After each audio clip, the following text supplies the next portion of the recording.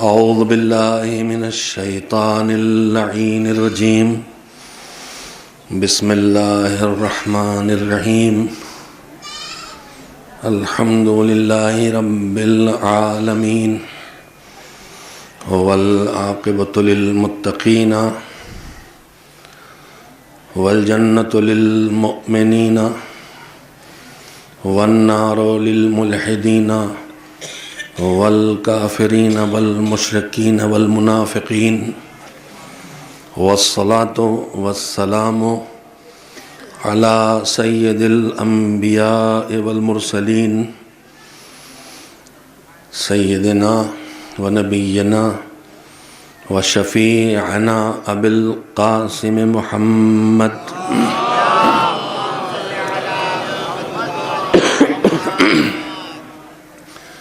وآلہ الطیبین الطاہرین المعصومین المظلومین واللعنۃ الدائمۃ الباقیۃ علی اعدائہم اجمعین من الآن الی یوم الدین اما بعد فقد قال اللہ سبحانہ وتعالی فی کتابہ المبین وہو اصدق الصادقین وقولہ الحق بسم اللہ الرحمن الرحیم قل هل ننبئکم بالاخسرین اعمالا الذین ضل سعیہم فی الحیاة الدنیا وهم یحسبون انہم یحسنون صنعا صلوات بھیجیں محمد وآل محمد علیہ وسلم.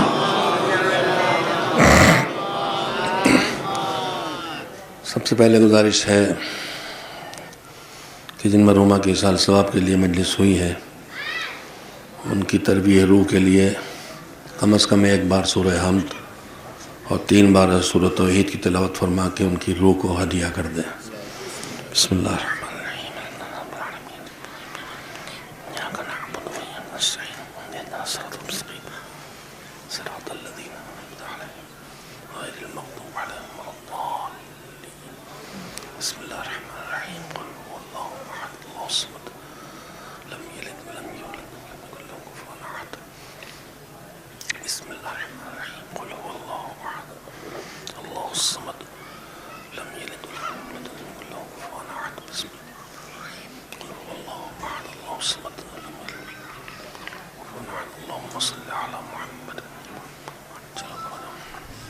ایک بار صلوات بھیجیے مل جل کے محمد وآل محمد علیہ السلام.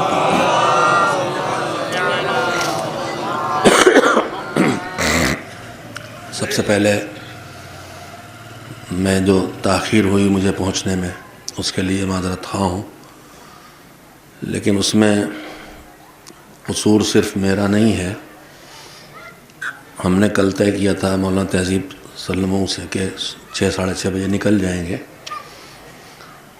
لیکن پھر دیکھا کہ کوہرا اتنا شدید ہے اس پر نکلنا بے فائدہ ہے. فائدہ دور کی بات ہے، کوئی نقصان ہو سکتا ہے، لہذا رکے اور کوہرا چھٹنے پہ چلے تو 9 بج گئے چلتے چلتے. آپ حضرات کو انتظار کرنا پڑا، اس کے لیے معذرت خواہ ہوں. مجلس ایصال ثواب ہے.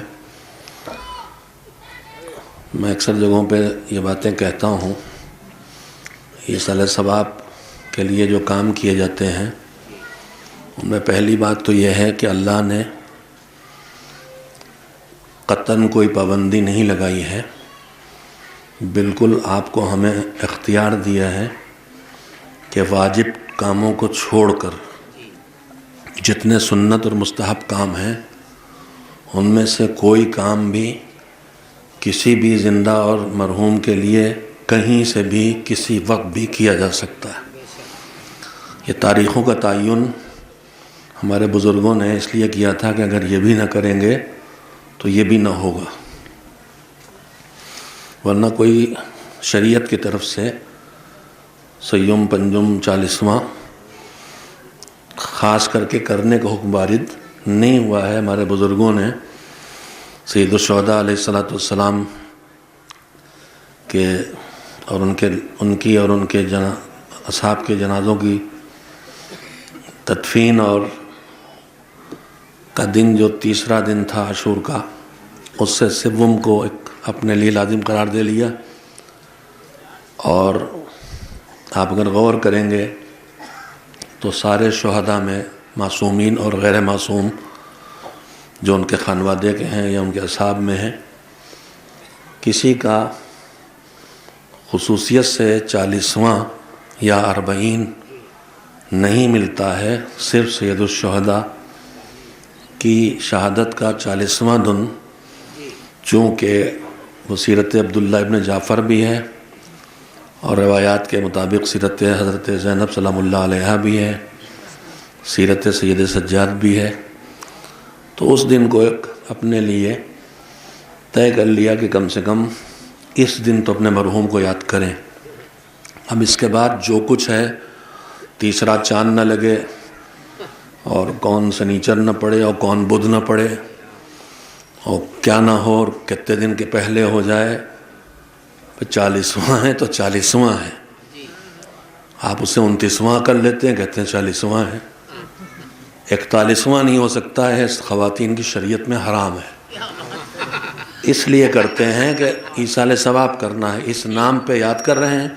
اب جس دن زیادہ لوگ مل سکیں گے، جس دن زیادہ ثواب پہنچایا جا سکے گا، اس دن کریں گے، چاہے وہ 40 دن سے پہلے ہو جائے، چاہے 40 دن کے بعد ہو جائے۔ موتیں ہوتی محرم سے پہلے، ہم نے احترام سید الشہداء اور احترام عزا میں یہ طے کیا کہ ان کے 40ویں، ان کے 40 تک ہمارا کوئی سیوم 40واں نہیں ہوگا۔ تب اسی آفت میں کہ شہادت کی اس تاریخوں کے بعد، ایام عزا کے بعد بہت لمبا کھنچ جائے گا، 40 دن سے آگے چلا جائے گا، لہذا دوسرے دن سوم اور 5ویں دن 40واں، اور یہ سب خواتین کی شریعت ہے۔ ابھی تک مجھے کسی فقہ کی کتاب میں پڑھنے کو نہیں ملا، اور آپ کو ملا ہو تو مجھے بتا دیجیے گا۔ صلوات بھیجیں محمد و آل محمد۔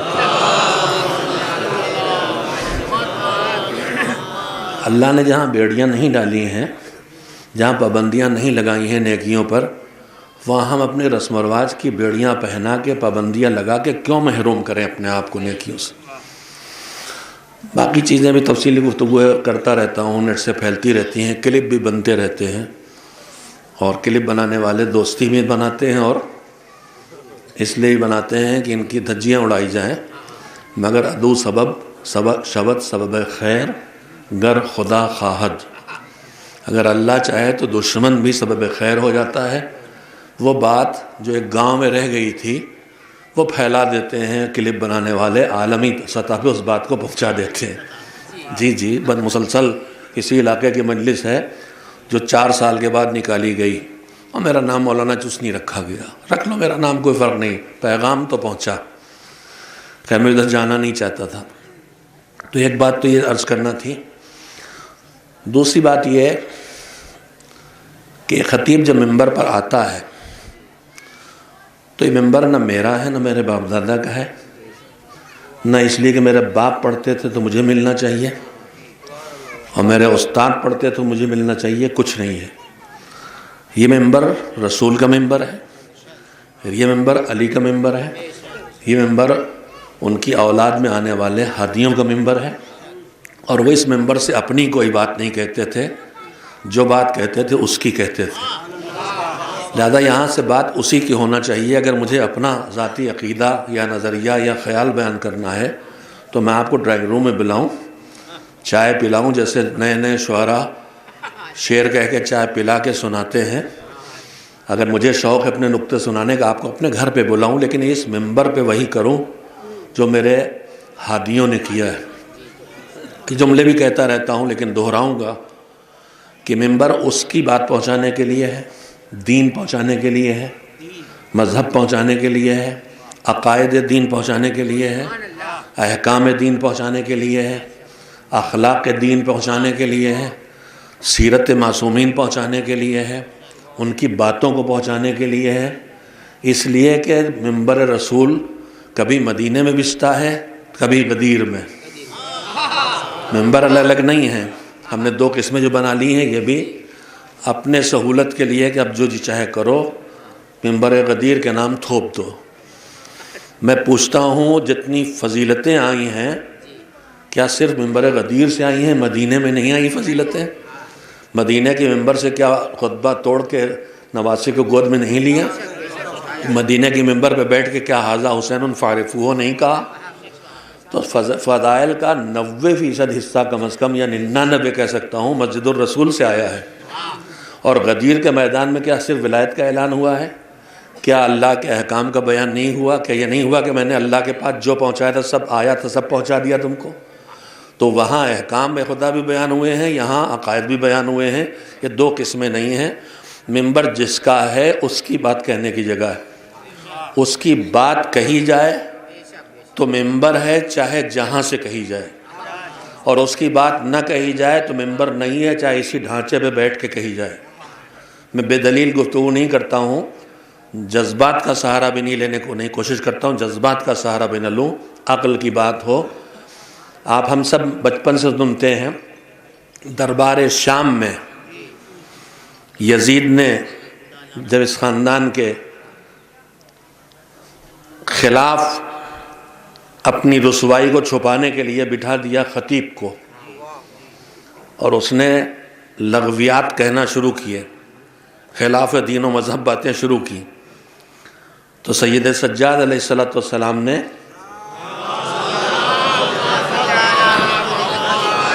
امیر وقت سے کہا تھا کہ مجھے بھی کچھ اجازت ہے بولنے کی، لیکن کن لفظوں میں کہا تھا آپ اس پہ تو دھیان دیں۔ کہا تھا اے امیر، کیا مجھے اجازت ہے کہ میں ان لکڑیوں پہ جا کے میں بھی کچھ کہوں؟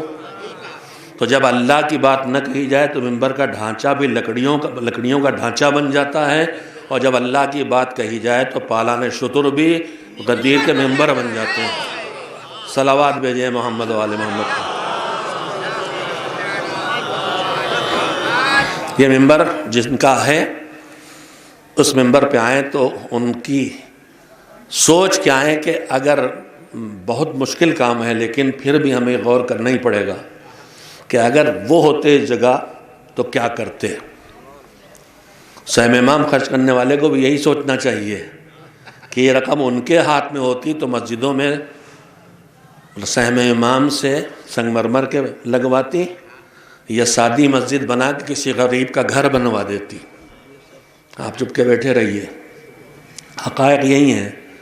آج کل یہ بھی آ گئی بات تو سن لیے، بھی ایک وسیلہ بن گیا، سہم امام کی اجازت لی اور اپنے ذاتی ذوق اس سے پورے کیے جا رہے ہیں۔ سہم امام سے جو کم ترین ضرورت ہے اس پہ لگایا جانا چاہیے۔ مسجد کو آپ تاج محل بنا رہے ہیں تو اپنے ذاتی پیسے سے بنائیے، سہم امام سے بنا رہے ہیں تو بس مسجد بنائیے سادی سادی۔ ایک تو مسجد اور امام باڑہ آپ بنائیے، آپ کے باپ دادا نے کبھی سہم امام نہیں لگایا، اپنی جیب سے لگایا۔ اب یہ چلن ہو گیا کہ دین کا کوئی کام ہوگا تو سہم امام سے، تو پھر اس کے بعد پھر احسان بھی چل جائے گا، تختیاں بھی لگیں گی۔ خیر، تو یہ منبر ان کی بات کہنے کی جگہ ہے۔ میں نے اپنے بزرگوں سے بالخصوص، جن کی آغوش تو نہیں کہہ سکتا ہوں، بولا اصطلاح میں ہی جاتا ہے، 10 سال کا تھا تب میرے ماموں مولانا غلام اصغر اللہ مقامہ، اس وقت میں اسی ایج میں تھا کہ ہم 5 بھائی تھے، 3 رہ گئے، اللہ 2 کی مغفرت کرے، اور جو 2 مجھ سے بڑے ہیں ان کو طول عمر دے، اور ان کی بڑی بہن اللہ ان کو سلامت رکھے، آپ لوگ ان دعاؤں میں یاد رکھیں۔ اس وقت میں اس ایج میں تھا، ہماری امی چاہتی ہی تھیں، تو انہوں نے کہا باجی یہ ہم لے جائیں، ان کا لے جاؤ، تو مجھے لے آئے تھے اپنے ساتھ۔ اس زمانے میں ایام اعزاں تھے، پٹنے اور مظفر پور کے اشروں میں لے گئے، اور وہاں وہ جو پہلی کتابیں ابتدائی ہوتی ہیں مدرسوں کی، گلزار دبستان اور نظام الشیب ٹائپ کچھ پڑھایا، اور لا کے نازمیہ میں پنجم میں داخل کر دیا۔ تو 11 سال کی عمر سے 20 سال کی عمر کے تک میں ان کے ساتھ رہا، اور پھر ان کے ساتھ کے نتیجے میں بڑی بڑی شخصیتیں اور مربی ملتے گئے۔ علامہ جوادی اللہ مقامہ جیسا عالم اور صاحب اخلاق اور مربی، رئیس البعدین اللہ مقامہ جیسا خطیب اور صاف گو اور بے باک ذاکر، حلقہ ملتا گیا سکھانے والوں کا۔ پھر اس کے بعد میں کوئی بخان نہیں کر رہا، میں صرف کہنا چاہتا ہوں میں یہ کیوں کرتا ہوں. مجھے انہی بزرگوں سے روز سننے کو ملتا تھا شہید باقر الصدر کا نام. تو میں نے خط لکھوایا علامہ جوادی سے کہ عراق میں وہ زندہ تھے لیکن وہ شہید ہو گئے، نہیں جا سکا. پھر ایران پہنچا تو وہاں بھی مربی بہت ملے الحمدللہ. کل خلاصہ یہی ہے کہ ان سے یہ سیکھا کہ جو ضرورت ہو جہاں کی وہ بات کرو وہاں. اور دوسرا مذہب نے اصول سکھایا ہے کہ کلم الناس علی قدر عقولہم، جتنا برداشت ہو اتنی بات کرو. مگر ہمیں کبھی کبھی برداشت بڑھانے کے لیے تھوڑی سی بات ایسی بھی کہنا پڑتی ہے جو برداشت نہیں کی جاتی، اس لیے کہ ہماری برداشت کی طاقت بہت گھٹ گئی ہے. بات عام ہو، کہتے ہیں نا پرانی مسئلہ کہ پانی نشیب میں جاتا ہے. بیچارہ خطبہ جمعہ میں اس نے غیبت کے خلاف پڑھ دیا، فلاں صاحب اکھڑ گئے میرے خلاف پڑھ رہے تھے. ارے بھائی آپ کے خلاف نہیں پڑھ رہے تھے، وہ ایک برائی کے خلاف پڑھ رہے تھے. تو میں نے کوشش کرتا ہوں کہ آؤں تو وہ رکھوں آپ کے سامنے جو مجھے قوم کی اس وقت کی ضرورت محسوس ہو رہی ہے. اس کے لیے میں نے آیہ کریمہ منتخب کی ہے اور مسلسل گفتگو کر رہا ہوں ان آیات پہ. آپ نے اگر نیٹ پہ سنا ہے تو کچھ باتیں وہ بھی ہوں گی جو آپ سن چکے ہوں گے. میرے عزیزوں، میں نے آیت پڑھی ہے سورہ کہف کی 113 اور 114 نمبر کی آیت ہے بظاہر، اگر میرا حافظہ غلطی نہ کر رہا ہو. میں نے ابھی دیکھا تھا لیکن میں اس وقت کورونا افیکٹڈ ہونے، اس وقت کورونا نہیں، مجھے ڈریے گا نہیں، 1 سال پہلے کی بات ہے. اس نے مجھے ڈیمیج کیا ہے. اس میں ایک ڈیمیج یہ ہوا ہے کہ دیکھا آپ نے میری سانس پھولتی ہے، اٹھنے میں زحمت، پیروں کنٹرول، حافظے، شارٹ میموری کی کمی، سب چیزیں آئیں. علاج چل رہا ہے انشاءاللہ، آپ دعا کرتے رہیں اللہ شفا دے گا. سورہ کہف کی آیت ہے قابل توجہ ہے. قل، اے پیغمبر صلی اللہ علیہ وآلہ وسلم، هل ننبئکم بالاخسرین اعمالا، کیا ہم اے مسلمانوں، اے ایمان لانے والوں، کیا ہم تمہیں باخبر کریں ان لوگوں سے کہ جو اپنے اعمال میں بہت بڑا، بہت زیادہ گھاٹا اٹھانے والے. بات بے عملوں کی نہیں ہو رہی ہے، اعمال والوں کی ہو رہی. پہلی توجہ دیں. میں آپ کے سامنے گفتگو اس لیے کر رہا ہوں کہ میں جانتا ہوں آپ بے عمل نہیں ہیں. پانی تنظیم ایک جملہ کہتے تھے کہ ہماری قوم بے عمل نہیں ہے، بے خبر ہے. جتنا بتایا ہے اتنا کرتی ہے، جو نہیں بتایا تو نہیں کرتی. تو اعمال کرنے والے یعنی جو ہیں عمل کی دنیا میں، کوئی نماز روزے پڑھتا ہے، کوئی نماز نہیں پڑھتا، روزہ رکھتا ہے، کوئی روزہ نہیں رکھتا، جو بھی کرتا ہے، دینداری سے الگ نہیں کھڑا ہے، بالکل دین کو چھوڑ نہیں بیٹھا ہے. اعمال انجام دیتا ہے، مجلسیں کرتا ہے، عزاداری کرتا ہے، نظر نیاز کرتا ہے، زیارت کرنے جاتا ہے، حج کرنے گیا تھا، چھلے دار ہی صحیح نماز پڑھتا ہے. چھلے دار نماز جانتے ہیں؟ بیچ میں غائب، صبح کی قضا، ظہرین کے آخر وقت میں ادا، مغرب کے اول وقت حاضر. تو ایسے لوگ جو اعمال کی دنیا میں ہیں ان میں اخسر، خاسر گھاٹا اٹھانے والا اور اخسر بہت زیادہ گھاٹا اٹھانے والا. جیسے عالم علم والا اور عالم بہت علم والا، فاضل فضل والا، افضل بہت فضیلتوں والا یا سب سے زیادہ فضیلت. اخسرین جو گھاٹا اٹھانے والی دنیا ہے اس میں سب سے زیادہ یا بہت زیادہ گھاٹا اٹھانے والے کون؟ جو باعمل ہیں. ان سے گفتگو کر رہا ہے. وہ کون ہیں؟ الذین ضل سعیہم فی الحیاۃ الدنیا، جن کی دنیا کی زندگی میں ان کی کوششیں، کاہے کی کوششیں؟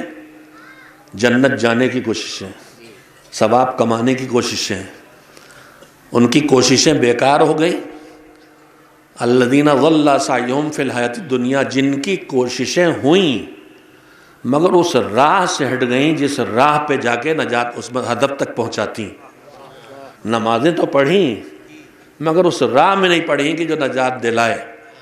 مجلسیں تو کیں، عزاداری تو کی مگر اس راہ پہ نہیں کی کہ جو وہاں تک پہنچائے جو چاہتا تھا. کبھی ریاکاری آ گئی، کبھی دکھاوا آ گیا، کبھی نام کا خیال آ گیا، کبھی بڑی کامیاب مجلس ہوئی کا چکر چل گیا.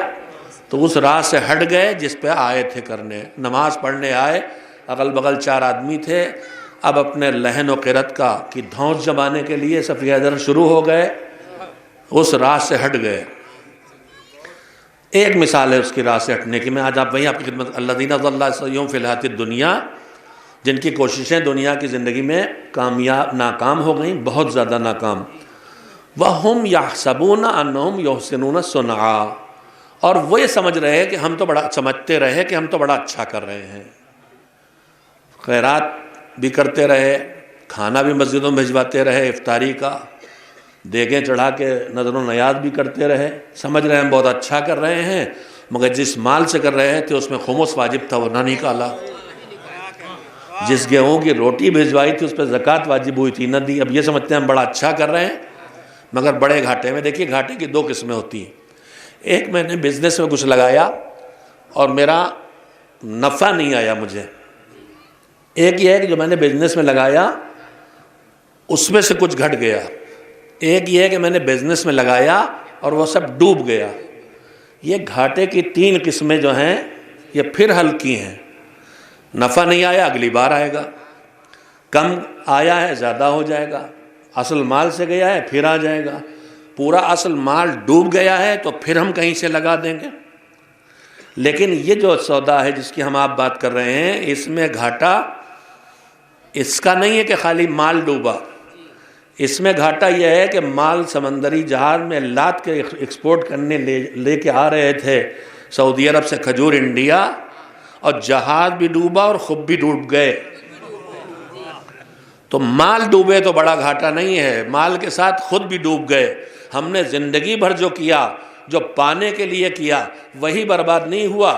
ہماری عمریں بھی اسی میں چلی گئیں، زندگی بھی اسی میں چلی گئی. اب جو معلوم ہوا تو پتہ چلا اب نہ تمہارے پاس زندگی ہے کہ کچھ کر سکو. جب زندگی ہی نہیں ہے تو کیا کر پاؤ گے؟ تو سب سے بڑا گھاٹا یہ ہے کہ آدمی اپنا مال، اپنا وقت، اپنی جان، اپنی صحت، اپنی طاقت سب لگائے اور وہاں لگائے جہاں بے نتیجہ ہو جائے، اور پھر گھاٹے کا پتہ جب چلے جب زندگی ختم ہو چکی ہو. میں اس سلسلے میں 2-4 باتیں عرض کرنا چاہتا ہوں کہ ہم اس گھاٹے تک کیوں پہنچتے ہیں. اس میں سب سے پہلی وجہ یہ ہے ہم سب میں دین کی پابندی کا جذبہ تو پایا جاتا ہے. بہت پہلے خطیب اعظم سے اس کی بنیادی فکر سنی تھی میں نے، لیکن ان کے زبان میں ہم پارٹ ٹائم دیندار ہیں. وہ مجلسوں میں پڑھتے تھے، ان کا مقالہ بھی ہے. اور آپ سے کہوں گا کہ اگر آپ خود کو ٹھیک کرنا چاہتے ہیں اور اپنے شعور کو بھی مومن کی سمجھ بنانا چاہتے ہیں تو ان کی مجلسیں یوٹیوب چینل پر تنظیم المکاتب نے محنت کر کے بانی تنظیم علامہ جوادی اور دیگر افراد جن کی مجالس ہم حقیروں کی نگاہ میں قوم کی ضرورت ہیں، ان کو ہم نے یوٹیوب پہ ڈال دیا ہے. سنیے بھی، سنائیے بھی، انشاءاللہ آپ کے اندر تبدیلی آئے گی. ان کے مقالات بھی چھاپے ہیں. تو ہم ہیں پارٹ ٹائم مومن. وہ جملہ کہتے تھے کہ اگر پارٹ ٹائم مومن ہیں تو پارٹ ٹائم جنت بھی ملے گی. جہاں آپ مومن ہیں اتنی جنت ملے گی، اور جہاں ہم پارٹ ٹائم روزہ نہیں رکھتے، افطاری بھیجتے ہیں. ارے افطاری بھیجتے ہیں پھر بھی غنیمت، ایک سے ایک بڑا مومن پڑا ہے. روزہ ایک نہیں رکھتے تھے، افطاری مسجد کی ایک نہیں چھوڑتے تھے. کسی نے کہا کہ بھیا شرم نہیں آتی، روزہ ایک نہیں رکھتے، افطاری ایک نہیں چھوڑتے، کیا کہنے لگے بالکل ہی کافر ہو جائیں، کم سے کم افطاری کھانے بھر کے مومن تو رہیں. تو ایسے معیار ہم نے بہت نہ رکھے. خطیب اعظم ہی کہتے تھے. کوئی اٹھ گیا کہا تھے بڑے مومن تھے. ہم نے پوچھا کہ نماز پڑھتے تھے؟ کہا نہیں نماز تو نہیں پڑھتے تھے مگر تھے بڑے مومن. ہم نے کہا روزہ؟ کہا نہیں روزہ تو نہیں رکھتے تھے مگر تھے بڑے مومن. ہم نے کہا صاحب حیثیت تھے، حج کرنے گئے تھے؟ کہا نہیں حج کرنے تو نہیں گئے تھے مگر تھے بڑے مومن. ارے بھیا بھی کاہے کے مومن تھے؟ کہا رمضان میں افطاری بھیجتے تھے اور محرم میں کھچڑا کھلاتے تھے. تھے بڑے مومن. تو مومن ہونے کے لیے شعور ضروری ہے، شعور کی ضرورت ہے. میں ایک جملہ کہتا ہوں، اس وقت موضوع بات نہیں کرنا. ابھی تک ہمارے لیے مصیبت تھی بے دینی. چاروں طرف بے دینی کا حملہ وہ آج بھی ہے، لیکن اب دو دوہری مصیبتیں آ گئی. دشمن نے دیکھ لیا کہ ان سب کو بے دین نہیں بنا سکتے، یہ نماز نہیں چھوڑیں گے، یہ روزہ نہیں چھوڑیں گے، یہ عزاداری نہیں چھوڑیں گے، بے دین نہیں بنا سکتے. تو اس نے دوسرا حملہ کیا جو بڑا بھیانک ہے، جس کا ہم شکار ہو گئے کورونا کی طرح. اس کا نام ہے بے شعور دینداری. بے دینی الگ چیز ہے، بے شعور دینداری الگ چیز ہے. بے شعور دینداری کی مثالیں بکثرت ہے، میں وہی دوں گا انشاءاللہ. بے شعور دینداری یعنی مثلا میں نمازیں قضا کر رہا ہوں اور نماز شب پڑھ رہا ہوں، مثال کے طور پر. اگرچہ ایسا نہیں ہے، لیکن ایسا تو بہت ہے کہ قربانی واجب ہے ہمارے اوپر، 10 ذی الحجہ کو نہیں، واجب نہیں ہے، مگر پریشان ہوتے قربانی کر کے رہیں گے. اس کے بعد افطاری بھیج کے رہیں گے. اس کے بعد بریانی مجلس میں بانٹ کے رہیں گے، چاہے کھیت بک جائے. 40ویں میں جو ولیمے ہونے لگے، میں سخت لفظ بولنے لگا اور مجبور ہوں، وہ کر کے رہیں گے چاہے گھر گھر رہن رکھ جائے. یہ بے شعور دینداری ہے. پہلے دیکھو اپنے واجبات کو، انہیں انجام دو. جب واجبات سے نکل سکو تب مستحبات کی باری آتی ہے. ہمارے پاس بے شعور دینداری ایک یہی ہے کہ ہم واجب پر توجہ نہیں دیتے، مستحبات میں لگ جاتے ہیں. بہت بار مثال میں نے آپ کو سنائی ہے، اور خود خطیب اعظم یہ بہت پڑھتے تھے، مگر باتیں جس طرح انہوں نے بیان کر دی وہ آج بھی آج کی زبان ہے، اور اس سے بہتر کم سے کم میرا جیسا ذرہ نہیں بیان کر سکتا. ہماری عبادت جو ہے وہ تاجرانہ ہے زیادہ تر. مولا علی نے 3 قسمیں قرار دی تھی نا، ایک جنت کے شوق میں، ایک جہنم کے خوف میں، اور ایک اس لیے کہ تو ہے ہی اس لائق کہ تیرے آگے سجدہ کروں، تیری بات مانوں. مجھے جنت و نت کی فکر نہیں. تو مولا نے کہا تھا میں تو تیری جنت کے شوق میں عبادت. اور شوق ہے جنت کیا رکھے گا جس کے اشاروں پہ دوسری جنت جانے والے ہیں، جو بانٹنے والا ہے بیٹھ کے. خوف جہنم جس کی محبت جہنم سے نکال کے لانے والی، اس کو کون سا خوف ہے جہنم. مگر ان کا کہنا یہی ہے کہ مجھے تو بس تو لائق عبادت اس لیے کرتا ہوں. کہا یہ ہے تل کا عبادت الاحرار، یہ ہے آزادوں کی عبادت. دو پہلی جنت کے شوق میں وہ تاجروں کی عبادت، خوف جہنم میں وہ غلاموں کی عبادت. میں کہتا ہوں بھیا ہم غلاموں کی عبادت تک پہنچ جائیں تو بڑی بات. جہنمی سے ڈر کی زندگی بسر کر لیں تو نجات پانے والے ہیں. تو خیر، تو اب ہم تاجروں والی عبادت کرتے ہیں. کتنا ثواب ملے گا یہ تولتے ہیں. ہے سمجھداری بھی ہے کہ ہم دیکھیں کہ جو ہم انویسٹ کر رہے ہیں اس سے کتنا نفع پا رہے ہیں. وہی سمجھدار انویسٹر ہوتا ہے جو کم لگا کے زیادہ کمائے. تو ہماری بھی سمجھداری یہی ہے کہ ہم کیسے اپنے اسی عمل سے جو 10 منٹ میں انجام دیا ہے 10 نیکیاں حاصل کر سکتے ہیں، اور کیسے اپنے اسی عمل سے بے شمار نیکیاں حاصل کر سکتے ہیں. میں اس سے ایک مثال دیے دیتا ہوں. نماز اکیلے پڑھوں میں 10 ثواب اللہ دیتا، وہ کاٹ کوٹ کے برباد کر لوں الگ بات، ذرا بہتر 70-7000. لیکن اگر جماعت میں کھڑا ہو گیا، ایک صاحب جو کھڑے تھے نماز ان کے پیچھے پڑھنے لائق ہیں، وہ نماز پڑھے تھے واجب، میں نے بھی نیت کر کے ان کے پیچھے کھڑا ہو گیا. جیسے ہی ایک نمازی آتا ہے جماعت میں تو ایک نماز کم از کم 70 نمازوں کے برابر آ جاتی ہے. اور پھر یہ 2 3 4 چلتے چلتے جیسے ہی ماموم کو ملا کہ 10 نمازی آئے، ویسے ہی اللہ کہتا ہے اب اگر سارے قلم کی لکڑیاں پین قلم بنے، سارے پتے اور چھالے کاغذ بنے، سارے سمندر اور دریا روشنائی بنے، اور سارے جن و انس مل کے لکھیں، تب بھی اس 10 افراد کی جماعت کا ثواب نہ لکھ سکیں گے. تو اگر تھوڑی سی سمجھداری کریں کہ جماعت سے نماز پڑھ لیں، 10 جمع کر لیں. اور میں یہیں پہ ایک تجویز اور رکھنا چاہتا ہوں، اور رکھتا رہوں گا جب تک کہ قوم متوجہ نہ ہو اور ہونے لگے. میرے عزیزوں، پہلے ہمارے بزرگ صبح اٹھ جاتے تھے 4-5 بجے، جانور کو چارہ دینا ہے، کھیت پہ ہل بھجوانا ہے، چاہے خود کھیتی نہ کرتے ہوں، زمیندار ہوں. ہمارے باپ بھی اپنے ہاتھ سے ہل نہیں چلاتے تھے لیکن کسان تھے. صبح 4 بجے اٹھ گئے، دانا ڈلوایا، کھاد ڈلوائی، اور جانور کو بھیجا، دودھ دہایا، یہ سب کرتے صبح اٹھ گئے. جو صبح 5-6 بجے اٹھ گئے تو 8 بجے مجلس ہے تب بھی ان کو اٹھے کے 3 گھنٹے ہو گئے، اور 10 بجے مجلس تھے تو 5 گھنٹے ہو گئے۔ مجلس 10 بجے، حاضر 9 بجے سے، ایک زمانہ وہ تھا۔ اب ہم بدل گئے، وہاں یہ تھا کہ رات آئی، کھانا کھایا اور 1-8 گھنٹہ بس جلدی رات میں اول وقت سو گئے، صبح اول وقت بغیر غسل بندی کے اٹھے، اور نمازی ہیں تو نماز شب بھی پڑھ لی، نہ کوئی تھکان ہے نہ کچھ۔ ہم اب رات کے تیسرے پہر تو سوتے ہیں، ہاتھوں میں شیطان جو گھر کے اندر آ گیا ہے، اور اس نے اتنا عادی بنا دیا کہ وہ نہ ملے تو پھر اب سڑک پہ بیٹھ کے بچے گلیوں میں بیٹھ کے راتوں میں گپ لڑاتے ہیں۔ اور اس کے بعد جب 3 بجے سوئیں گے تو صبح پھر اٹھ نہیں پائیں گے نماز کے لیے۔ اگر اٹھ گئے، دیندار ہیں، اٹھتے ہیں، اٹھ گئے، پڑھ لی، پھر سوئے تو اب 9 بجے سے پہلے اٹھیں گے نہیں۔ یہ حقیقت ہے، یہ ہمارے آپ کے حقائق ہیں۔ اب 9 بجے اٹھیں گے کسل مند بدن لیے ہوئے، روزی بٹنے کے بعد سوتے ہوئے۔ روایات بکثرت کہتی ہیں صبح سویرے اٹھو روزی لینا ہے تو، اس لیے کہ اللہ کی روزی نماز طلوع فجر سے لے کے طلوع آفتاب کے بیچ میں بٹتی ہے۔ لائن لگوا رہے ہیں وہاں، جب کائے کی لائن سستے غلے کی دکان پہ، تو اس وقت جا کے کھڑے ہو جاتے ہیں، گھنٹوں کھڑے رہتے ہیں۔ تھوڑا سا سستا غلہ چند کلو پانے کے لیے نیند خراب کر سکتے ہیں، اور روزانہ کی روزی اللہ دے دے اس کے لیے سوتے رہ جاتے ہیں۔ خیر میں اس کی اس وقت اصلاح کرنے نہیں آیا، حقیقت بتانے آیا ہوں کہ اب ہم 9 بجے اٹھ گئے تو کسل مندی کے ساتھ دھیرے دھیرے چائے پی، انگڑائیاں لیں، کچھ واٹس ایپ پہ وقت لگایا، کچھ ناشتہ کیا، کچھ نہائے دھوئے۔ 10 بجے سے پہلے گھر سے نہ نکل پائیں گے۔ اب 1 گھنٹے کا راستہ ہے تو 11 بجے سے پہلے پہنچیں گے نہیں۔ مجلس کا اعلان آپ 8 بجے کر دیں، 9 بجے کر دیں، جو چاہے کر دیں، آئیں گے 11 بجے۔ آ گئے تو غنیمت۔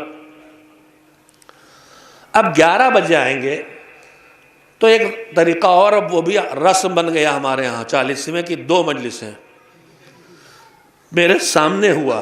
کیوں ہوا وہ بھی بتا دیتا ہوں۔ میرا جیسا جو لکھنؤ سے بلایا گیا، اگر وہ کسی عذر معقول کی وجہ سے بھی نہیں آیا، نامعقول چھوڑیے، تو ایک ہی کو بلایا آپ نے، وہ نہ آیا تو آپ کی مجلس ختم ہو جاتی تھی۔ لہذا آپ نے ترکیب نکالی کہ ایک مقامی ایک بیرونی۔ اب وہ پھر مظاہرہ شروع ہو گیا، 3 مجلسیں، اور رات کو مجلس اور دن کو مجلس، صبح چلیے کریے۔ لیکن جب ایک مقامی اور ایک بیرونی ہے، یا ایک ہی مجلس ہے، 11 ساڑھے 11 بجے شروع ہوئی ہے، تو آپ نے 10 شعراء بلا رکھے۔ نہیں آفت نہیں ہے، میں حقائق بتا رہا ہوں۔ اب جیسے ہی نظامت والا آیا، اس نے کہنا شروع کیا بس وقت بہت کم ہے۔ ارے بھائی وہ کلیجے کا خون تھوک کے آیا شعر کہہ کے، آپ اسے کچل رہے ہیں، وقت بہت کم ہے۔ میری بات سنیں، اس کو بھی نہیں پڑھنے دے رہے ہیں۔ بلایا 10 کو اس لیے کہ مظاہرہ ہوتا ہے کہ ہم بڑے آدمی ہیں، یا اب یہ بھی مزاج بن گیا کہ میرے تعلقات ہیں لہذا بلانا ہے، چاہے جو پڑھ کے جائے، چاہے خود کہتا ہو چاہے کہلا کے لاتا ہو، سب تعلقات ہیں تو آئے گا۔ تو وہ بھی ہو گیا دوستانے میں کہ انتقال ہوتے ہی بھائی دیکھیے سیوم میں پڑھوں گا، تو سب کچھ ہو رہا ہے۔ تعلقات معیار بن گئے۔ ان چیزوں کا معیار تعلقات نہیں ہونا چاہیے۔ آپ کا ہدف کیا ہے؟ ایصال ثواب ہدف ہے تو اسے منتخب کیجئے، جو کر کے جائے تو ثواب پہنچائے، یا کچھ علم بڑھائے مجمع کا، یا کچھ معرفت بڑھائے، یا کچھ جذبہ عمل بڑھائے، یا اخلاق سکھائے، یا واجبات طرف متوجہ کرے۔ جب یہ سدھرے گا، ایک آدمی بھی اگر مثلا نماز نہ پڑھتا ہو، آج سے خمس نہ نکالتا ہو، نکالنے لگے، تو اب یہ مجلس تو ختم ہو جائے گی، مگر جب تک کہ وہ خمس نکالتا رہے گا اور پھر اس کی نسلوں میں جہاں تک جاتا رہے گا، مجلس کے ذریعے ایصال ثواب چلتا رہے گا۔ ایک صلوات بھیجے محمد و آل محمد علیہ السلام پر۔ اب 11 بجے آئے ہیں، 5-7 شعراء ہیں، سوز خان ہے، نادم جلسہ ہے، وہ بھی بیچارہ ہر منٹ پہ 5 شعر نہ پڑھے تو آپ کہتے ہیں اس کی نظامت فیل، دوسرا بلاؤ۔ سب کے ساتھ مصیبت۔ خطیب بھی آئے تو جب تک آپ کے یہاں نعرے وارے جم کے نہ لگوائے تب تک ناکام۔ تو سب پہ دباؤ بنا رکھا آپ نے، اور وقت کم ہے، تاخیر ہو چکی ہے، تو سب کو کچل کے پڑھوا بھی رہے ہیں، تشنج کے ماحول میں سب پڑھ بھی رہے ہیں، اور مجمع بھی تشنج کا شکار ہو گیا. ارے بڑی دیر لگا دی. ہاں کیا ان سے یہی شکایت تو ہے آپ سب کو؟ اللہ ان کو سلامت رکھے، خوش مزاج انسان ہے. آپ جو چاہے کہتے رہیے، وہ اپنی خدمت جاری رکھیں گے. ایک صلوات بھیجے محمد والے محمد. اختر اعجاز صاحب، ہاں ان سے بات نہیں چلے گی جی، نہ جانے کیسٹ کہاں کہاں سنا جائے گا. شاعر اہل بیت جناب اختر اعجاز جلال پوری، ابن شاعر عالی مقام مرحوم موجز جلال پوری، ایک ترویح روح کے لیے ان کے ایک صلوات بھیجتے ہیں. میں کیا عرض کرنا چاہتا ہوں؟ اچھا پھر وہی بے شعور دینداری. ایک طرف وہ عمل ہے جس کے لیے کہ اللہ نے وقت معین کر دیا ہے، اور ایک طرف وہ عمل ہے جس پہ کوئی وقت معین ہے ہی نہیں. نماز کا ایک ہے اول وقت، ایک ہے وقت فضیلت، اس کے بعد ایک ہے وقت کفایت. زوال ہوتا ہی اول وقت ہے، 7-8-10 منٹ کے اندر اندر وقت ختم ہو جائے گا. جیسا کہ آغا سیستانی کا فتویٰ ہے کہ نماز جمعہ 7-8-10 منٹ کے اندر 7-8 منٹ کے اندر شروع ہو جائے. تو 7-8 منٹ نہ صحیح 15 منٹ صحیح، آپ کے حساب سے ہمارے حساب سے اول وقت گیا، مگر ابھی وقت فضیلت ہے. وقت فضیلت کیلکولیشن کے لحاظ سے ظہر کا مثلا گھنٹے بھر 1.5 گھنٹے تک رہتا ہے، جاڑوں میں کم، گرمیوں میں لمبا. وہ سب تفصیلات اب آپ کو نیٹ پہ مل جائیں گی. تو اب اللہ کہتا ہے کہ اس کا ہم نے وقت معین کیا ہے، اس وقت نہ کرو گے تو وہ نہ پاؤ گے. اول وقت گیا تو اس کا اجر گیا، وقت فضیلت گیا تو اس کا اجر گیا. ٹھیک ہے کہ حرام نہیں کیا آپ نے، لیکن اول وقت اور وقت فضیلت چھوڑ کے نماز جب پڑھی جاتی ہے آخر وقت میں ٹلی ہوئی تو سن لیجئے کیا کہتی. جب اول وقت جاتی ہے، وقت فضیلت میں جاتی ہے تو نور بن کے جاتی ہے اور 2 بار دیتی ہوئی جاتی ہے. اور جب ٹال ٹول کے پڑھی جاتی ہے، قضا نہیں، تو جاتی تو ہے ادھر اللہ کی بارگاہ میں، لیکن ناراض جاتی ہے کہ تو نے میری بے حرمتی کی ہے، اللہ تیری حرمت نہ رکھے. ابھی قضا نہیں کی ہے، ٹال ٹول کے آخر وقت میں پڑھا ہے. گپ لڑا رہے تھے نہیں اٹھے، مجلس تو چھوڑیے، چائے پی رہے تھے نہیں اٹھے، دوست آ گئے تھے نہیں اٹھے. نماز کے لیے سرور کائنات حضرت محمد مصطفیٰ صلی اللہ علیہ وسلم کی سیرت بیان کی گئی ہے کہ جیسے ہی نماز وقت آتا تھا تو آپ 2 لفظ آئے ہیں کہ آپ نہ کسی قریب کا خیال کرتے تھے نہ کسی حمیم کا، یعنی نہ کسی رشتہ دار کو فلاں صاحب آئے ہیں، اور نہ حمیم یعنی دل کا پکا دوست جسے ہماری آپ کی زبان میں لنگوٹیا یار کہتے ہیں. کچھ خیال نہیں کرتے تھے، بس اب نماز ہے تو چلو نماز اول وقت. اور حسین کی پسند کیا ہے؟ امام حسین کی پسند بھی تو کربلا میں سامنے آ گئی نا. کب سامنے آ گئی؟ جب وہ سب زندگی بھر سن کے روئے ہیں، مگر ان کی ہر فضیلت میں ہدایت اور ہر ہدایت میں فضیلت ہے، اور ان کی ہر مصیبت میں ہدایت چھپی ہے، اور ان کی ہدایتوں کی تاریخ مصیبتوں سے بھری ہے. کربلا کے میدان میں ابو ثمامہ نے کہا کہ اول وقت نماز ظہر کا وقت ہو گیا ہے، آپ کے پیچھے زندگی کی آخری نماز پڑھ لیں.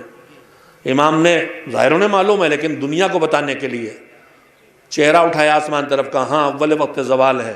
پھر انہیں دعا دی کہ اللہ تمہیں نماز گزاروں میں قرار دے. نماز پڑھنے والوں میں نہیں، نماز گزاروں میں، یعنی نماز واقع و نماز کروانے والوں میں کہہ سکتا ہوں. اور اس کے بعد امام نے کیا روکا اور کیا کیا؟ کر کیا رہے تھے؟ جہاد چل رہا تھا نا. جہاد کے روک کے اول وقت نماز پڑھی کہ نہیں؟ بتائیں آپ، محسوس آپ کچھ اور نتیجہ نکالتے ہیں تو بتا دیجئے گا.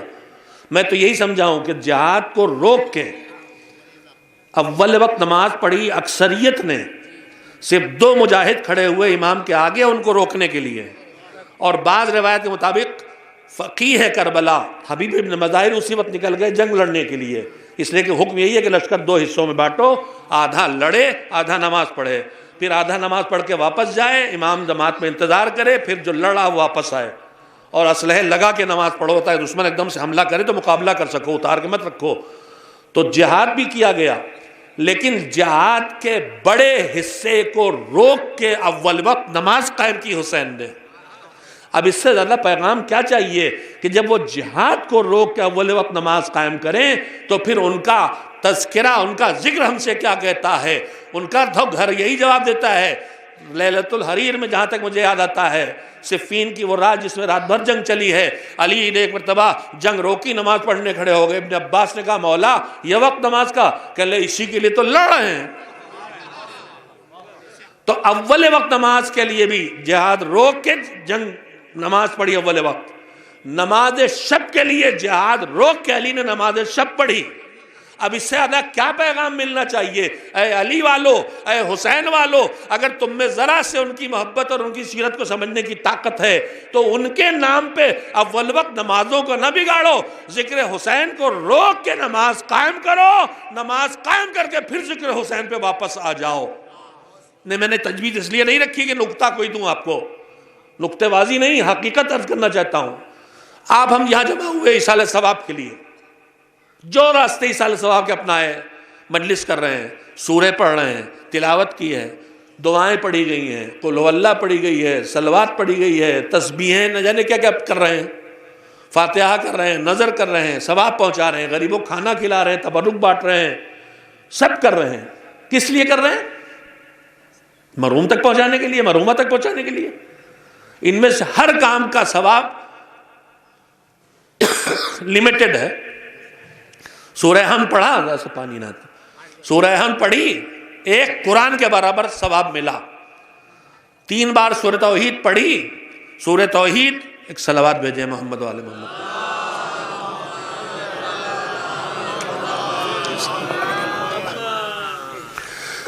توحید سورہ قل ہو اللہ ثلث قرآن 1/3 3 بار پڑھ لی، ایک قرآن، تو 2 قرآن ہم نے ختم کر لیے. مگر 2 قرآن پڑھنے کا جو ثواب تھا مل گیا نا، اس کی لمٹ ہے نا، ایک حدیں ہیں، 10 70 100 کچھ بھی. لیکن ابھی میں نے عرض کیا کہ 10 مامومین والی نماز جماعت ہو جائے تو اتنا عظیم ثواب ملے گا کہ یہ سب کر کے بھی نہ سمیٹ پائیں گے. درخت کے پتے کاغذ بنے، چھالیں درخت کے پتے اور چھالیں کاغذ بنے، سمندر اور دریا روشنائی بنے، لکڑیاں قلم بنے، جنہوں اس مل کے لکھیں تو نہ لکھ پائیں. تو اتنا پھیلا ہوا ثواب جسے نہ سمیٹ پائیں، ہم کیوں نہ ایصال ثواب کے پروگرام کا ایک حصہ بنا دیں. ایک مجلس ایصال ثواب کی نماز سے پہلے ہو جائیں، پھر نماز جماعت میں آپ نیت کریں. نماز آپ پہ واجب ہے، اس کا ہدیہ نہیں دے سکتے، لیکن جماعت مستحب ہے. سب اس نیت سے نماز پڑھیں کہ اس جماعت کا جو ثواب ہے اس مرحومہ کو جائے گا، تو خود بخود اس کا ثواب بھی بڑا ہو جائے گا، آپ کا فریضہ بھی ادا ہو جائے گا، اور بے شعور دینداری کے بجائے باشعور دینداری شروع ہو جائے گی. صلوات بھیجیں محمد و آل محمد علیہ السلام. باتیں بہت تھیں لیکن ظاہر کے وقت کی گنجائش، آپ بہت دیر سے سن بھی رہے ہیں، میرے خیال سے گھنٹوں ہو گئے ہوں گے، 2 گھنٹے 3 گھنٹے جو بھی ہو گئے مجموعی طور پر. باتیں اور تھیں، بہت تھیں. میں یہیں پہ روکتا ہوں. بے شعور دینداری کے نمونے سے گنا دینا چاہتا ہوں جس کا اس وقت ہم شکار ہیں. پہلی چیز میں نے گنائی کہ واجبات پہ توجہ نہیں، مستحبات پہ زور. کیوں؟ اس لیے کہ ہم ثواب کے چکر میں کرتے ہیں. جب ثواب کے چکر میں کرتے ہیں تو جہاں زیادہ ثواب دیتا ہے دکھائی دیتا ہے ادھر چلے جاتے ہیں. بے شک مستحب میں ثواب زیادہ ہے، مگر اس ثواب تک پہنچنے کی شرط کیا ہے وہ تو سمجھیں ہم. خطیب اعظم کی زبان میں 12 میں نے سنایا، آپ کے اسی علاقے میں سنایا، مگر یاد دلاؤں گا. مومن کے لیے اللہ کہتا ہے قرآن وذکر فإن الذکریٰ تنفع المؤمنین، یاد دلاؤ، سمجھاؤ، نصیحت کرو. یاد دلانا، ٹوکنا، سمجھانا، بتانا کسی کو فائدہ پہنچائے نہ پہنچائے، مومن کو پہنچاتا ہے. مومن کے اندر ابھی دل میں صلاحیت ہوتی ہے کہ وہ اپنا لے، پتھر نہیں بنا اس کا دل. اور گناہوں کی کثرت سے وقت بھی آ جاتا ہے جب گناہوں کا ایک نقطہ گناہ پر گناہ پر گناہ کرتے کرتے پورا دل سیاہ ہو جاتا ہے، تو پھر اچھی بات بری لگتی ہے اور بری بات اچھی لگتی ہے. اللہ وہ دن نہ لائے کسی پہ. وہ کہتے تھے بات کیا مستحب میں مالک نے ثواب کیوں رکھا؟ بہت اچھی صاف ستھری مثال. کارخانوں میں کام کرتے ہیں، شاید انہوں نے بمبئی میں بات پڑھی ہوگی. بمبئی میں بہت لوگ ملو اور کارخانوں میں کام کرتے ہیں. 8 گھنٹے کی ڈیوٹی ہے، معین پیسے ملتے ہیں. اب کام بہت آ گیا کارخانے میں، اوور ٹائم کرنا ہوگا. اوور ٹائم ہوگا کیا مطلب؟ اوور ٹائم کا مطلب یہ ہے کہ 8 گھنٹے کی ڈیوٹی کر کے 2 گھنٹے اور کام لیں گے، اور 8 گھنٹے میں تمہارا ریٹ اگر 100 روپے گھنٹہ تھا تو اوور ٹائم میں 200 روپے گھنٹہ دیں گے. تو اوور ٹائم کا اجر اور قیمت کیوں زیادہ ہے؟ کہا اس لیے کہ ڈیوٹی نہیں ہے پھر بھی کر رہا ہے. تو اللہ نے مستحب کا ثواب کیوں رکھا زیادہ؟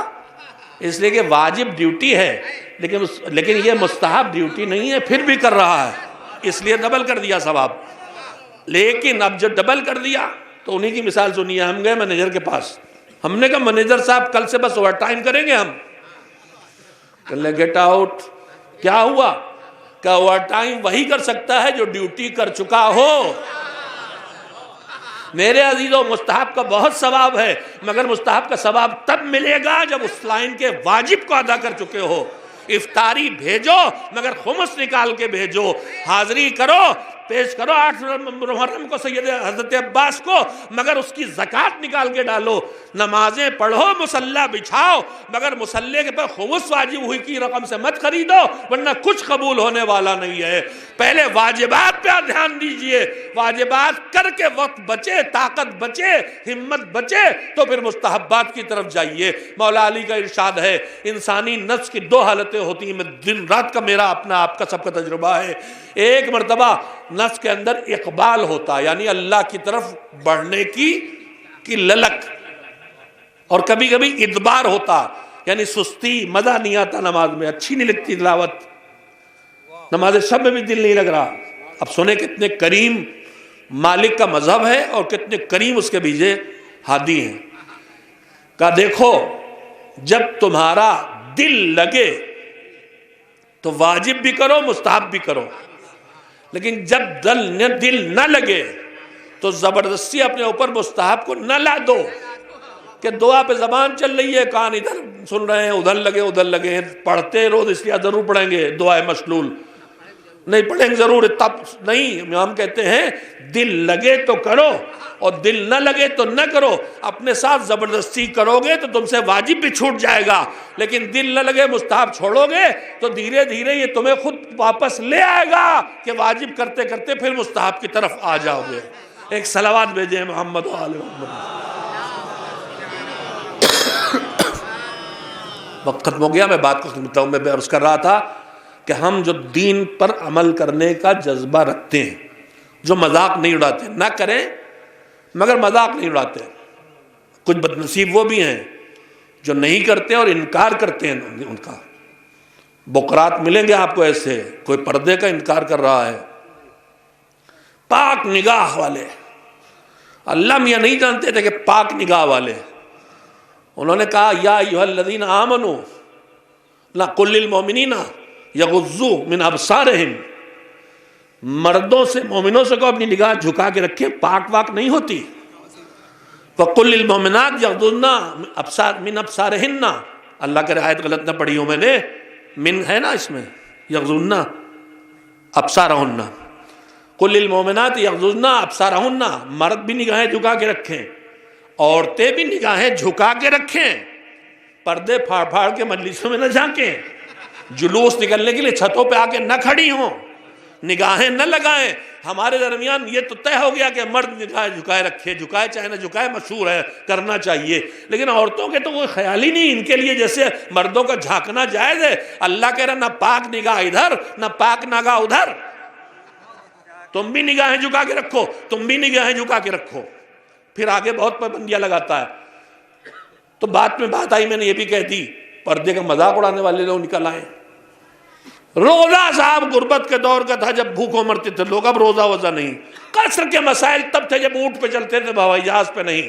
ہوائی جہاز کا سفر کر کے دیکھو, ٹرین کا سفر کر کے دیکھو, تو پتہ چلے گا قصر کتنی بڑی سہولت پیدا کرتا ہے. کہ جہاز اڑنے والا ہے, ٹرین چھوٹنے والی ہے. اگر میں نے واجب 2 رکعت پڑھی تو پڑھ لوں گا, اور 4 ہوتی تو ٹرین چھوٹ جاتی. اس نے کریم ہے وہ سہولتیں دے رکھی ہیں, مذاق نہ اڑایا جائے. ایک صلوات بھیجے محمد و آل محمد علیہ السلام. یہ پاک نگاہی کا فلسفہ سنیے اسی قرآن کریم میں. پیغمبر صلی اللہ علیہ وآلہ وسلم کی ازواج سے جو کیا تھی, سب کے لیے کیا تھی, امہات المومنین, مائیں. ان سے کہا گیا کہ جو آئیں تو پردے کے پیچھے سے بات کرو. کون آئیں گے جو ان کو امہات المومنین کہتے ہیں؟ اور دیکھو اپنے لہجے میں ایسا لگاوٹ اور لپٹاپن اور نرمی نہ لانا. لہجہ بہت شیریں اور میٹھا نہ ہونے پائے, ورنہ شیطان اپنا کام ان کے ہاں کرے گا. تو جب دور پیغمبر میں امہات المومنین کے لیے کہا جا رہا ہے کہ اصحاب پیغمبر آئیں گے، اگر تم لگی تھوڑی میٹھے لہجے میں بات کرو گی تو یہ شیطان ان کے پاس آ جائے گا، تو ہم تو ہر وقت شیطانوں کے بیچ زندگی پر کر رہے ہیں، ہمارے اندر کہاں سے پاک نگاہ آ جائے گی۔ میں اس جری وائس کو واقعاً دل چاہتا ہے کہ اس کے قدموں میں سر رکھوں۔ غلام عسکری جس کا نام تھا، مغل مسجد میں انہوں نے 54 سال کی عمر میں مجلس پڑھی تھی کہ میری عمر 54 سال ہو گئی ہے مگر میری نگاہیں پاک نہیں ہو پاتی ہیں، اس لیے میں نگاہیں جھکا کے رکھتا ہوں، اٹھا کے دیکھوں گا تو پاک نہ رہ جائے گی۔ فلسفے بنا لیے گئے، مذاق مذہب کا اڑایا جا رہا ہے۔ تو مستحب چھوڑ کے، واجب چھوڑ کے مستحب کرنا ایک سنایا میں نے، دوسرا فہرست سے سن لیں کہ نیکی پہ توجہ دینا، حرام سے نہ بچنا، گناہ سے نہ بچنا۔ نماز پابندی سے پڑھ رہے ہیں، غیبتیں چل رہی ہیں، سازشیں چل رہی ہیں، فتنے چل رہے ہیں، ایک دوسرے کے خلاف الزام تراشیاں چل رہی ہیں۔ پہلے پوسٹر لگتے تھے، پرچے چپکے ڈالے جاتے تھے اخباروں کے ساتھ، اب واٹس ایپ پہ کھلے عام صبح سے رات تک بہتان تراشی اور الزام اور مومن کا دل توڑنا اور غیبتیں کرنا اور دوسروں کو اذیت پہنچانا اور بدگمانیاں کرنا اور کینے رکھنا، یہ وہ سب بیماریاں ہیں کہ یا نیکی کو کھا جائیں گی یا نیکی آپ کے پاس سے ہٹا کے وہاں پہنچا دیں گی، یا آپ کے نیکی کے ساتھ آپ کا ایمان بھی کھا جائیں گی۔ ہم گناہوں سے بچنے فکر ہی نہیں کرتے۔ گناہ کا سب سے بڑا خطرہ یہ ہے کہ ہم نیکیاں کر کے رکھے ہیں اور گناہ آیا، ایک ماچس کی تیلی کی طرح اس نے پھر سے آگ لگائی اور ساری نیکیاں جل کے خاک۔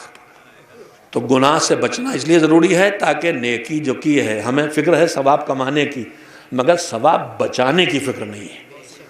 ہماری ایک کمی یہ بھی، ہمیں ثواب کمانے کے ساتھ ثواب بچانے کی فکر ہونا چاہیے، اور بچانے میں سب سے پہلا کام ہے خود کو گناہوں سے بچانا۔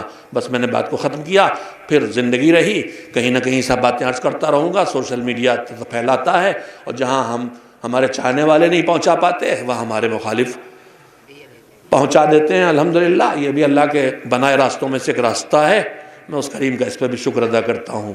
ایک صلوات بھیجیں محمد و آل محمد علیہ السلام پر۔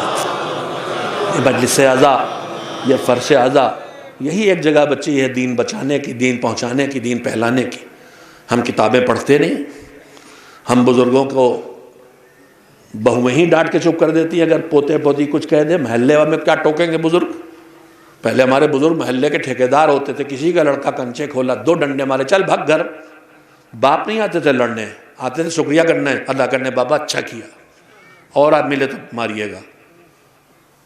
ہوتے تھے بزرگ ایسے، اب بھی ہیں لیکن اب ان میں ہمتیں نہیں رہ گئی۔ بزرگ ٹوکے گا نہیں، محلے کا پیش نماز بیچارہ خطبے میں کچھ سچی بات کہہ دے گا تو کہیں گے مولانا صاحب ٹانٹ کر رہے تھے، چھینٹا کسی کر رہے تھے۔ کیسے کیسے لفظ آ گئے ہیں، چھینٹا کسی کہاں سے آیا مجھے نہیں معلوم، ہاں پتہ نہیں کیا ہے، کہاں سے آیا، چھینٹا کشی بھی ہے، کیا معلوم کہاں سے آیا ہے، لفظ میں ایجاد ہو جاتی ہیں۔ خیر، تو بھیا جب نہ مولوی بول سکتا ہے، نہ پیش نماز بول سکتا ہے، نہ گھر کا بزرگ بول سکتا ہے، نہ کتاب پڑھنا ہے، تو اب بچا کیا؟ ایک مجلس بچی ہے، اس سے پورا دین بیان ہونے دیجیے۔ کوئی عقائد کو بیان کرے، کوئی احکام کو بیان کرے، کوئی اخلاق کو بیان کرے، کوئی سیرت کو بیان کرے، کوئی تاریخ کو بیان کرے، پورا دین آپ تک پہنچائے، اور جو بیان کرنے والا ہو اس میں علم بھی ہو اور عدالت بھی ہو۔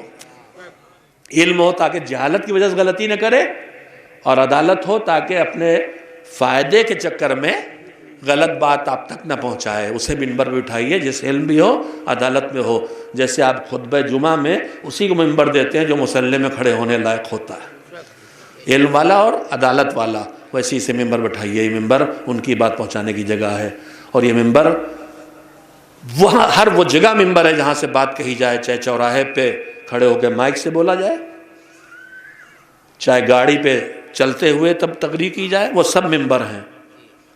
چاہے نوک نیزہ کی بلندی سے کلام کیا جائے، چاہے اونٹ کی ننگی پیٹھ پہ بے ردا میری سیدانی زینب، میری سیدہ کی بیٹی ہو بہو سیدہ زینب ثانیہ زہرا، اس کا ممبر وہ اونٹ کا کوہان ہے، وہ اونٹ کی ننگی پیٹھ ہے جس پہ بی بی بٹھائی گئی۔ مجھے آپ ہم سب ایک دوسرے کو یاد دلائیں، یہ 18 سال کے سن میں اتنی مصیبتیں اٹھائیں کہ فرمایا اگر مصیبتیں پڑتی دنوں پہ تو رات ہو جاتے. کیوں در و دیوار کے درمیان پسی؟ کیوں دربار میں گئیں؟ کیوں راتوں کی تاریکی میں ٹوٹی ہوئی پسلیاں لے کے ایک دروازے پہ گئی؟ علی کا حق ہے، پیغمبر بتا کے گئے تمہیں یاد نہیں، صرف ہدایت دینے کے لیے، صرف ہدایت دینے کے لیے. ان کے پاس جو تھا سب قربان کر دیا، جو تھا سب دے دیا. کربلا میں آئے تو وہی انہی کی گود کے پالے اور ان کی گود کے پالے، جو تھا سب دے دیا. جان دی، مال دیا، اولاد دی.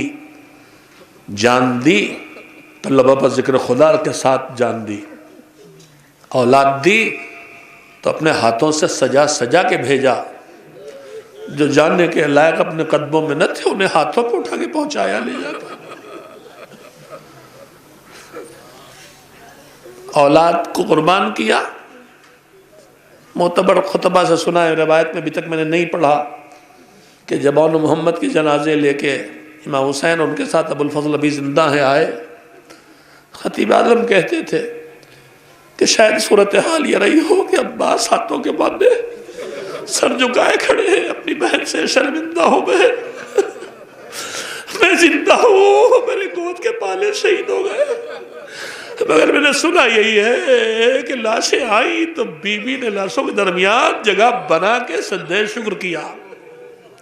اور یہ سیرت دیکھنے کو ملتی ہے جب شام غریبہ، جب سر کٹ گیا باپ کا، جب باپ کی لاش کچلی ہوئی دیکھی، جب چھوٹے چھوٹی بہنوں پر، پھوپھیوں پر تازیانے کھاتے دیکھ چکے، سروں سے چادریں سلتے دیکھ چکے، جب سب کچھ دیکھ چکے تو رات کے سناٹے میں سید سجاد پیشانی خاک پہ یہی تو کہہ رہے تھے، پروردگار تیرا شکر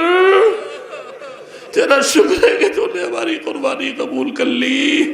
ہاں ایک منزل سید سجاد کی زندگی میں دکھائی دیتی جہاں وہ بھی بے چین ہوئے، اور ایک منزل زینب کبریٰ. وہ کون سی منزل تھی؟ وہ منزل وہ تھی کہ جب کسی نے پوچھا سید سجاد سے، مسلسل گریے پر روز سنتے ہم آپ کتنا روئیں گے، کہ تم کیسی بات کرتے ہو جن کے گھر کے 18 لوگ ایک ساتھ مارے گئے ہو، نہ روئے. کہا اگر شہادت آپ کے گھر کی میراث ہے. شاید منحال نے سمجھایا تھا، اب بزرگ خواتین نے جابر بن عبداللہ انصاری کو بھیجا تھا کہ تھوڑا سا ان کو راحت ہو جائے. کہا کیسی بات کرتے ہو، شہادت ہمارے گھر کی میراث ہے، مگر ہمیں اور ہماری بہنوں اور پھوپھیوں کو بازاروں میں ویسا پھرایا جائے جیسے ترک و دیلم کے غلام و کنیزیں پھرائی جاتی، کیا یہ بھی میراث ہے؟ یعنی اتنی اذیت تھی سید سجاد کو اس کی کہ مصیبتوں میں تذکرہ کیا تو اس مصیبت کا تذکرہ کیا. کربلا میں بابا کی لاش پامال ہوئی تھی، وہ نہ کہا. سروں سے چادری چھری تھی، وہ بھی نہ فرمایا. ننھے سے بھائی کی، 6 مہینے کے بھیا کی، البتہ بے چین اس پہ بھی تھے. جب ملحال نے آ کے خبر دی تھی وہ مختار کی حکومت کی تو بس ایک ہی بات پوچھی تھی، یہ بتا ہرملہ زندہ ہے ابھی تک؟ مگر جب پوچھا تو یہی کہا کہ ترک و دولم کی طرح وسیع حالت زینب کبریٰ کی ہے، ہر جگہ صبر کرتی ہوئی چلی آئی. مگر جب دربار یزید پہ لا کے روک دیا گیا قافلہ، تنگ گلیوں میں شام کے بازار کی بے رضا بیویاں چلتی تھیں، چادریں چھن گئی تھی، ایک دوسرے کے سمٹ کے ایک دوسرے کے پیچھے چھپ کے پردہ کرتی تھی. چاروں طرف دیواروں پہ آئینے لگا دیے گئے کہ جدھر مڑ کے دیکھے اپنا سراپا دکھائی دے. ان کی بے چینی اور بڑھے. اس بے عزتی کو بھی دین کے لیے برداشت کرتے ہوئے قافلہ لے کے پہنچ گئی دربار پہ. لیکن اب جو روکا گیا کہ ابھی رکو، تماشائی نہیں آئے، بھیڑ نہیں لگی، آئینے نہیں لگے، بٹھا دیا گیا. دربار سجا، آئینہ بندی ہوئی تاکہ جب یہ آئیں جن کے سروں پہ چادریں نہیں ہیں تو ہر طرف آئینوں میں یہ بھی دیکھیں، ان کو دیکھا جا سکے. زینب یہ بیٹھی چند یتیموں اور بیواؤں کو ظالم آیا، چلو دربار راستہ ہو گیا. ہم کم نہ جائیں گے ایسے. ہم ننگے سر دربار ابن زیاد میں چلے گئے، ہم ننگے سر بازار کوفہ میں گزرے، ہم ننگے سر بازار شام سے چلے آئے. مگر ہم بغیر چادر کے دربار یزید میں نہ جائیں گے. ظالم بڑھا تادیانہ لے کے چلو ورنہ تادیانہ تمہیں لے جائے گا.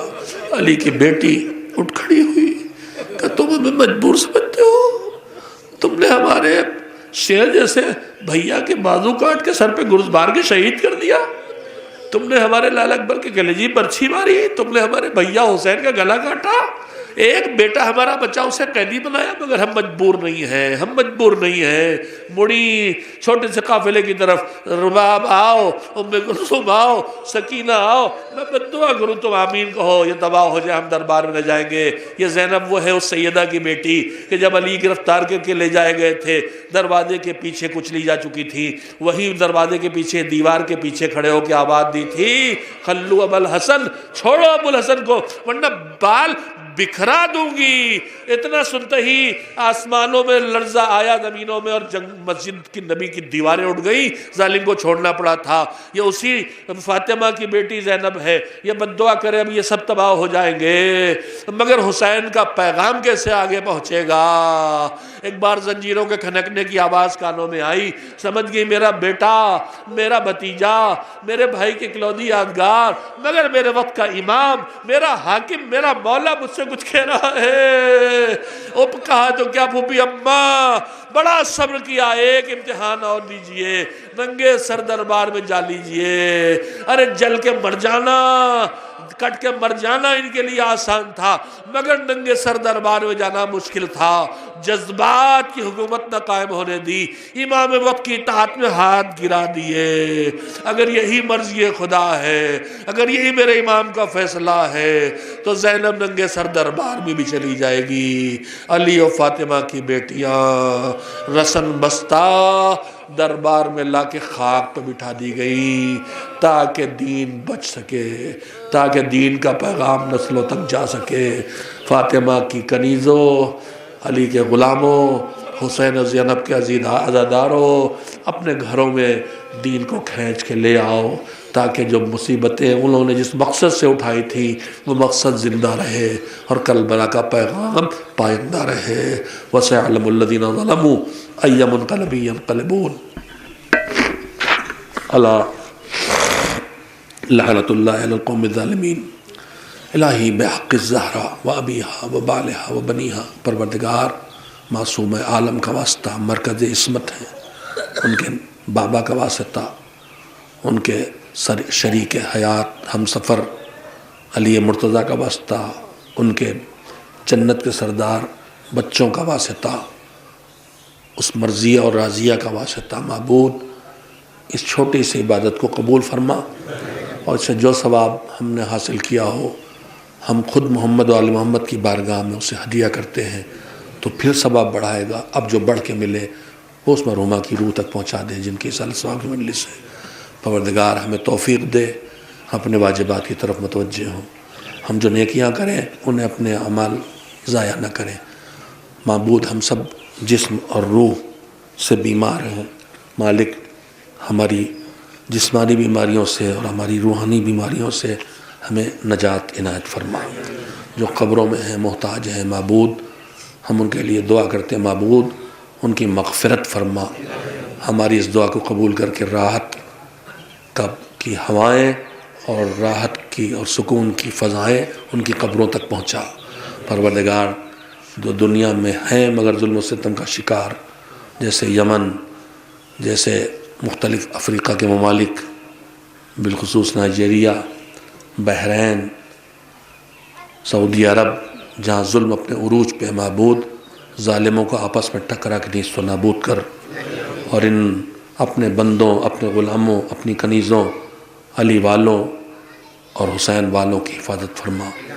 بار الہا ہمارے جوانوں پر دشمنوں کی نگاہ لگی ہے, انہیں راہ حق سے کسی بھی طرح ہٹا دینا چاہتے ہیں. جذبات کا سہارا لے کے معبود ان شاطروں سے ہمارے جوانوں کو محفوظ فرما جو چند سکوں کے لیے ہماری نسلوں کو راہ سے ہٹانے کی کوشش کر رہے ہیں. معبود ہمارے جو جوان اپنے محسنین علماء کو نہیں پہچانتے, فقہا کو نہیں پہچانتے, مراجع تقلید کو گالیاں دیتے ہیں, لعنتیں کرتے ہیں, پروردگار انہیں شعور عنایت فرما, انہیں سچائی تک پہنچا. پروردگار عصر غیبت میں دین کی حفاظت کرنے والے तमाम उलमा फ़ुक़हा व मराजे बिलखुसूस रहबर इनक़लाब इस्लामी आयतुल्लाह अल-उज़्मा ख़ामेनेई हफ़िज़हुल्लाह और आयतुल्लाह अल-उज़्मा मरजा तक़लीद आयतुल्लाह अल-उज़्मा सैयद सिस्तानी हफ़िज़हुल्लाह और दीगर मराजे जो दीन की हिफाजत और बक़ा में लगे हैं, तो उनकी हिफाजत फरमा।